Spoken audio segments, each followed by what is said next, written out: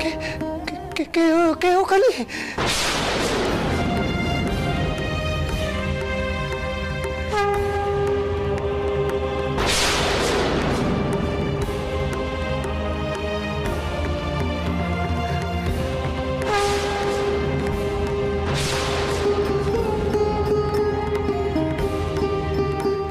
আমি কারে দেখলাম আমি? হৃদে, হৃদে, হৃদে, হৃদে, হৃদে, ছোট মামা, হৃদে, হৃদে, ছোট মামা, ছোট মামা, হৃদে, কি হয়েছে? হৃদে, আমার যেন কি সব মনে হলো রে। কি হয়েছে? মন্দিরে, মন্দিরে শুধু মূর্তি নয়, কে কে যেন আছে রে।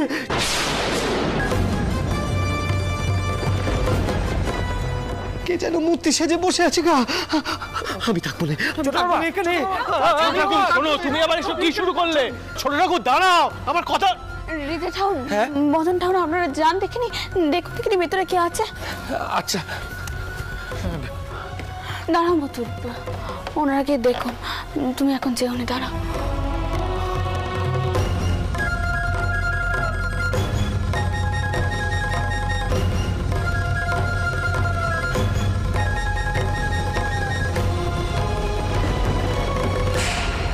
কি হৃদয় ঠাকুর, কিছু দেখলে?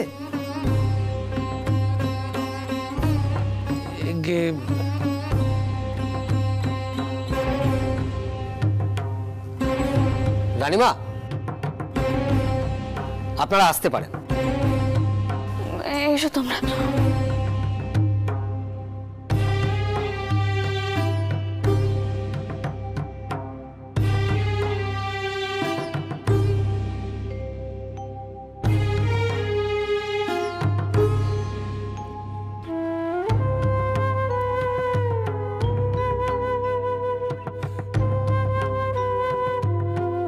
এবার নিজেরাই দেখে নিন কাউকে দেখছেন কিনা।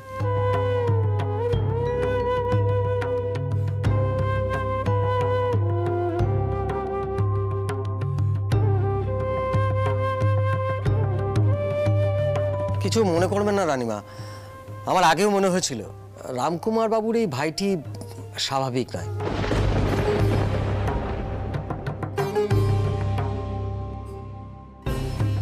যাই হোক, আমার বেশি কিছু বলা উচিত নয়। আমি সামান্য পুরোহিত একজন, আর গদাধর প্রধান পুরোহিতের ভাই। ক্ষমা করবেন আমাকে।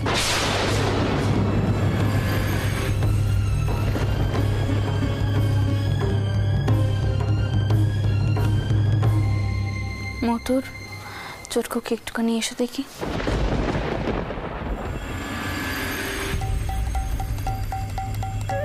ছোট মামাকে কতবার কয়েছি, ছোট মামা মাথা ঠান্ডা করো, মাথা ঠান্ডা করো। কে কার কথা শুনে? সারাদিন এদিক ওদিক ঘুরবে, মাথায় তেল জল দেবে না। এই জন্যই তো বায়ু চড়ে যায়। এখন আমি কোন দিক সামলাই? দেখো মতুর, চোর ঠাকুরের ক্যাম্পথানে আমার কোনো সন্দেহ নেই, কিন্তু তিনি সত্যি এই দায়িত্বখানা পালন করতে পারবেন কিনে এইটা জানা প্রয়োজন। আমাদের কিন্তু সকলকে নিয়ে কাজ করতে হবে, এই কথাখানা ভুললে চলবে না। তুমি এক কাজ করো মতো, হৃদয় ঠাকুরের উপস্থিতিতে ছোট ঠাকুরের সাথে একবার কথা কও, আর এইসব বিষয়ে রামকুমার ঠাকুরকে কিছু কইবার কোনো প্রয়োজন নেই। আমি বরং ছোটকুকে নিয়ে চানবাজারের দিকে রওনা হচ্ছি। মন্দিরের দায়িত্ব যখন তোমার উপরে আছে, তখন তুমি সব সমস্যার সমাধান করতে পারবে। কিন্তু মা, চোর ঠাকুর কোথায় গেলেন তা একবার আমরা দেখবো না? মতুর তো এখানে আছে ছোটকুকি, আর কারোর যেন মনে না হয় আমরা একজনকে বেশি মান দিচ্ছি আর অন্যজনকে কম মান দিচ্ছি। নখ দেখাবার জন্য হলেও আমাদের অনেক কিছু করতে হবে। আমি বুঝতে পেরেছি মা, আপনি কি বলছেন। আপনারা এখন যান, আমি এদিকটা দেখছি।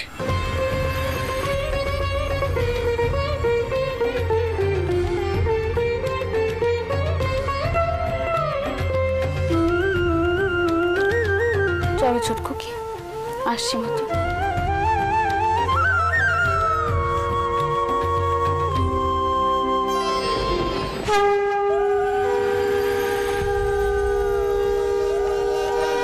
জীবন টলমল ভজ হে হরিপদ নিখরে, ভজ হে হরিপদ নিখরে, ভজ হুরে মন শ্রীনন্দের নন্দন অভয় চরণার বৃন্দরে, অভয় চরণার বৃন্দরে। মানুষ দুরাহা জনম শত সঙ্গে, মানুষ দুরাহা জনম শত সঙ্গে, তরহ ভব সিন্ধুরে, তরহ। আপনার ভাইয়ের মত অনুযায়ী তো মায়ের সাজ হবে না। এ কি ধরনের সাজ? রক্ত জবা মালার মধ্যে অন্য ফুল, সাদা শাড়ি, লাল পাড়, এসব কি? কোথায় সেই করাল বদনী মা? আমি এ শয্যা খুলে নিচ্ছি। আত্মনিবেদন, আত্মনিবেদন। কে কে কে কে ওখানে?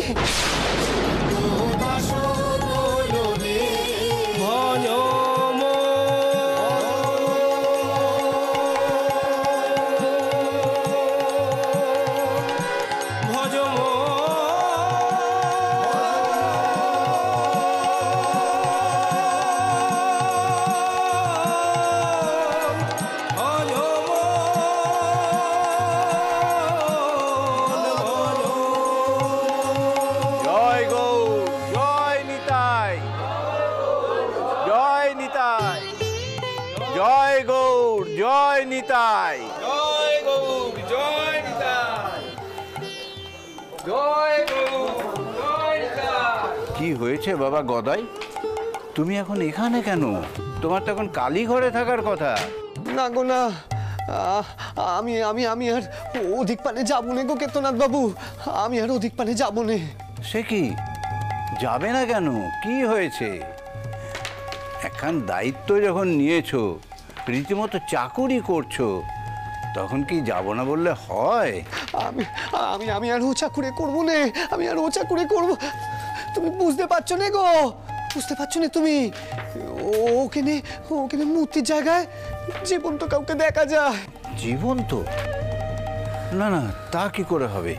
না না গদাই, তোমার কোথাও ভুল হচ্ছে। মূর্তির জায়গায় জীবন্ত কে থাকবে? ওখানে তো পাথরের বিগ্রহ আছে। তাহলে কি আমি আর এমনি এমনি পালিয়ে এলুম গো? এমনি এমনি পালিয়ে এলুম আমি? তুমি কি মনে করো আমি কি এতই বোকা? কোনো বোধ বুদ্ধি নেই আমার? না হয় তেমন শাস্ত্রের বচন আমি আর হয় না। না না, তা হবে কেন? তুমি শাস্ত্র জ্ঞানীর চেয়েও অনেক জ্ঞানী। তোমার মধ্যে একটা অন্য শক্তি আছে।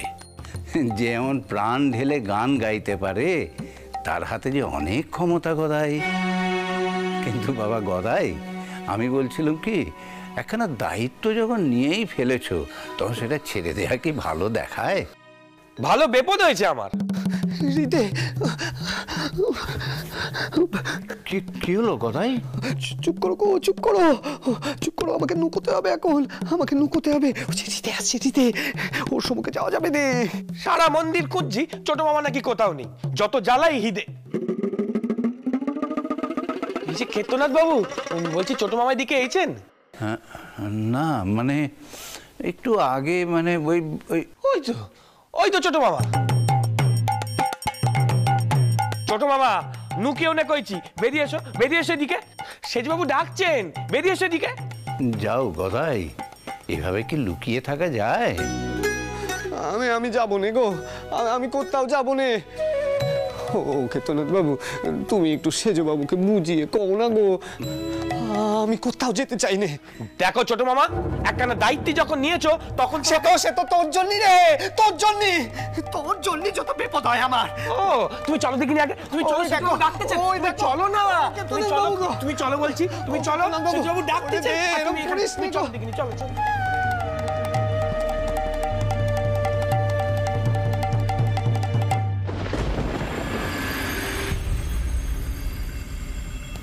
সেজবাবু, ধরে এনেছি সেজবাবু, কিছুতেই আসবেনি।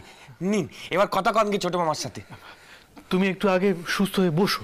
হ্যাঁ, তা জল টল খেয়েছো তুমি? ছানার মিষ্টি খাবে? দাঁড়া আমি বলছি। এই কে আছো? ও সেজবাবু, সেজবাবু, না গো না। ও সেজবাবু, আমি আর ও কালীঘরে চাকরি করতে পারবো না। না না, সে তুমি বলেছো, তুমি তো বুঝিয়ে বলেছো, কিন্তু কি হয়েছে বলবে তো? তুমি যখন বেরিয়ে এলে তখন আমরা গেলাম সেখানে, কিন্তু কালীঘরে আর তো কাউকে দেখলাম না। তা তুমি যদি না বলো তুমি কাকে দেখেছো, আমরা বুঝবো কি করে বলো তো? আমি যেন স্পষ্ট দেখলুম গো। আমি যখন ওই মুকুটখানা তুলতে যাচ্ছিলাম, না গো না, না, ও ঘরে মূর্তি থাকে নে, ওখানে জীবন্ত কেউ থাকে।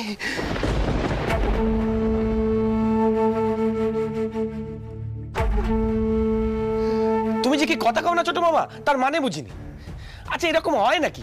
এতজন মিলে ঢুকলুম, কেউ কিচ্ছুটি দেখতে পেলুম নে, তুমি নাকি জীবন্ত মানুষকে দেখলে। আচ্ছা তোমার জীবন্ত মানুষটাকে কেমন দেখতে কও দেখি, নাকি এখন কইবে তাও ঠিক মতো দেখতে পাওনি? কেমন দেখতে?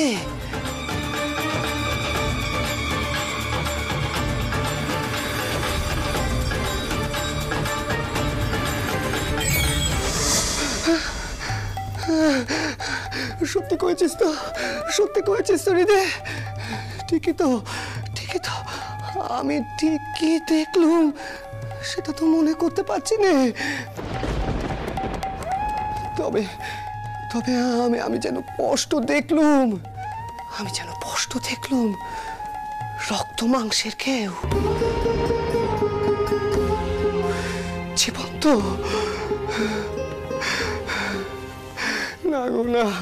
না গো সেজবাবু, না, আমি আরো ঘরে ঢুকবো নে। এমনি লোকে আমাকে ক্যাপা বলে, এরপরে তো আমাকে নিয়ে আরো রঙ্গ তামাশা। আমি পারবো না দিদি, আমি পারবো না। আমাকে আরো কাজ করতে কোস নে, আমি পারবো না ও কাজ, আমি পারবো না।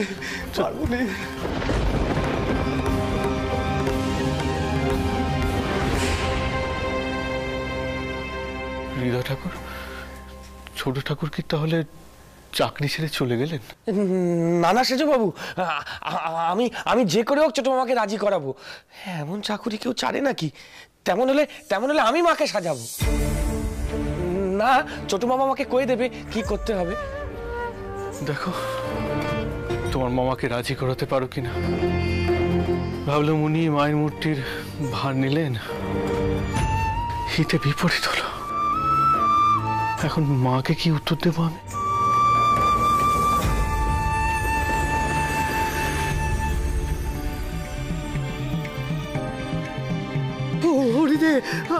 আমার যেন কি সব মনে হলো রে। মন্দিরে শুধু মূর্তি নয়, কে যেন মূর্তি সেজে বসে আছে গা। আমি থাকবো না এখানে।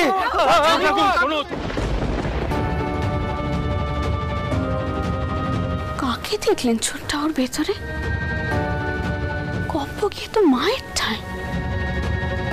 তবে কি ও বিষণ্ণ? তুই বড়নাথ বউ কোথায়? দিদি টাউর ঘরে দিদমা বৈকালির ব্যবস্থা করছে। তোমার কিছু লাগবে? তুই এখানে দুনদীতে এসেছিস কেন শুনি? আচ্ছা ঈশ্বর তোকে যে বইকানা দিয়েছে তার একখানা পাতাও তুই উল্টে দেখেছিস? না দিদমা, দেখবো। এই দেখবো করেই আর কোনোদিন দেখা হবে নি, এ আমি কয়ে দিচ্ছি। গোপাল যে কথা কানা কইছে তা শুনলে কিন্তু তোরই উপকার। মা, মেয়েদের লেখাপড়া জানাটা দরকার। তোদের দাদাও এই কথাখানা সব পক্ষণ কইতেন, তাই তিনি নিজের সব মেয়েদেরকে বাড়িতে বসিয়ে লেখাপড়া শিখিয়েছিলেন। আর তো শাওরি, সে কিন্তু লেখাপড়া করতে খুব ভালোবাসে। স্কুলে ভর্তি হওয়ার জন্য সে নুকিয়ে স্কুলে গেছিল। সে কি কাণ্ডি! তাই বোধহয় আমার ভোপালের মনেও এমন স্বাদ।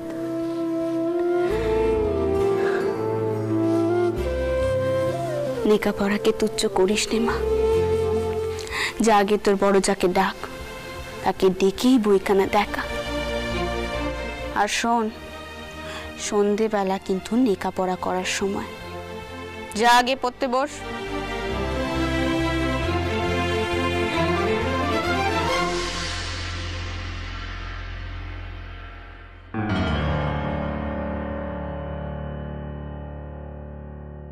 ছোট খুকি,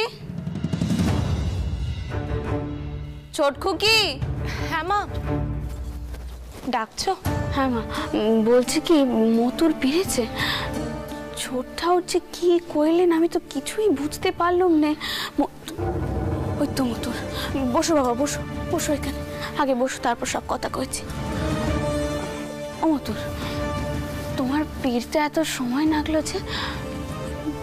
পুরো টাউররা আবার কিছু কয়েছে নাকি? মা, ছোট ঠাকুর তো চাকরি করতেই চাইছেন না। আমি তাকে জিজ্ঞেস করলাম তিনি কি দেখেছেন গর্ভগৃহের ভেতরে, তিনি তো কিছু বলতেই পারছেন না, কিছু মনেই করতে পারছেন না। ও মা, সে কি কথা? তিনি তো আজ সকালেই মন্দিরে গিয়ে মূর্তির বদলে কোন জীবন্ত মানুষকে দেখলেন। এর মধ্যেই না না, আমার মনে হয় আপনারাই বেশি জেরা করেছেন তেনাকে, তাই ঘাবড়ে গিয়ে তিনি এসব কথা কইছে। আসলে ছোট ঠাউরের বয়সটা তো খুব বেশি নয়, অভিজ্ঞতাও কম, তাই হয়তো। জেরা আবার কি? জেরা করবো কেন? তিনি তো এমনি পালিয়ে পালিয়ে বেড়াচ্ছেন। হৃদয় ঠাকুর তাকে জোর করে আমার সামনে নিয়ে এলেন, আর আমি তাকে যথেষ্ট শান্তভাবে প্রশ্ন করেছি। আচ্ছা মা, কি হতে পারে বলুন দেখি?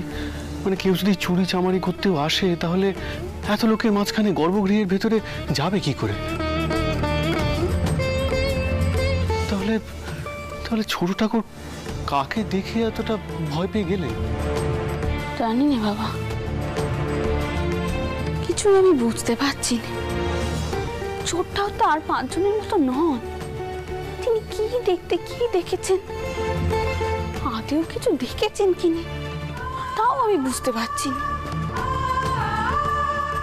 আমি অন্য কথা ভাবছি জানো তো, কাল মাকে তবে কে সাজাবেন? মা, হৃদয় ঠাকুর বলেছেন উনি সেই ভার নেবেন। উনি তো বলছেন উনি সব সামলে নেবেন। এখন একটা দিন দেখি, তারপর না হয় সিদ্ধান্ত নেওয়া যাবে। তবে মা, আমি বলি আমার খুব একটা ইচ্ছে নেই বদন ঠাকুর শয্যার ভার নিক। উনি বড্ড বেশি গোঁড়া।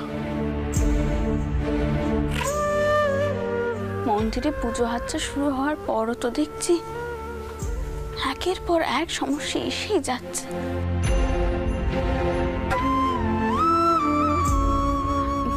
যাক গে যাক, তাক এখন এসব কথা। ও মতুর, তুমি আগে ঘরে যাও বাবা। ছোট খুকি, মতুরের জল খাওয়ার ব্যবস্থা করো। সে তো সকাল থেকে কিচ্ছুটি মুখে দেয়নি, সেই মন্দিরেই পড়েছে। ঠিক আছে, তুমি যাও। আপনি আসুন, আমি জলখাবারের ব্যবস্থা করছি। যাও বাবা, আর দেরি করো, ঘরে যাও।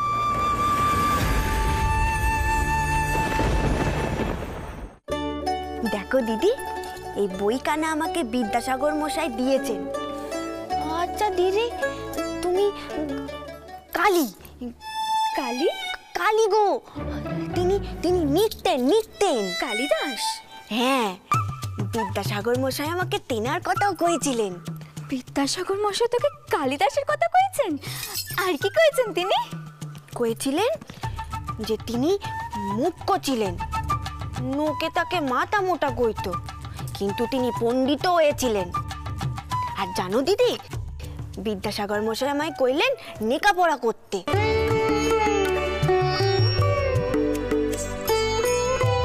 ও, আর তুই কি কইলি? তোর মাথাখানা এমনই মোটা, তোর মাথায় এসব কিছু ঢুকবে না, তাই তো?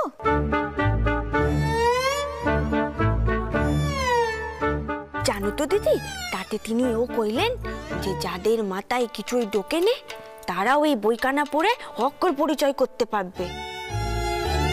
আর আমাকে তিনি কয়েছেন বই পড়ে তেনাকে জানাতে তিনি বইখানা ঠিক মতো লিখতে পেরেছেন কিনা। বিদ্যাসাগর মশাইয়ের মতো একজন মানুষ সারা দুনিয়ায় আপনার এই ছোট বোনকেই পেলেন ওনার বইয়ের ব্যাখ্যা দেওয়ার জন্য। কইছো কেন? পেশম নাকি মিথ্যে কথা কইছে নাকি? তবে আর কি, এবার তো তাহলে আপনার বোন দিগ্গজ হয়ে উঠবেন, একেবারে বিদ্যা দিগ্গজ যাকে বলে। এমন একজন অযোগ্য মানুষের হাতে এই বই দেওয়ার কোনো অর্থ হয় না বৌঠান। একবারও এই বইয়ের পাতা উল্টে দেখা হবে বলে মনে হয় আপনার? আমি বলছি হবে না।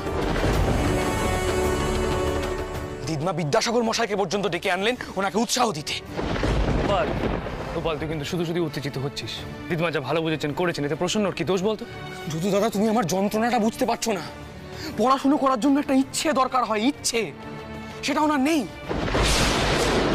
উনি শুধু সংসারের কাজকর্ম করতে চান। বিদ্যাসাগর মশাইয়ের সমস্ত চেষ্টা বিফলে যেতে চলেছে। সেটা ওনার মতো একজন মানুষের পক্ষে কত বড় অপমান একবার ভাবো তো।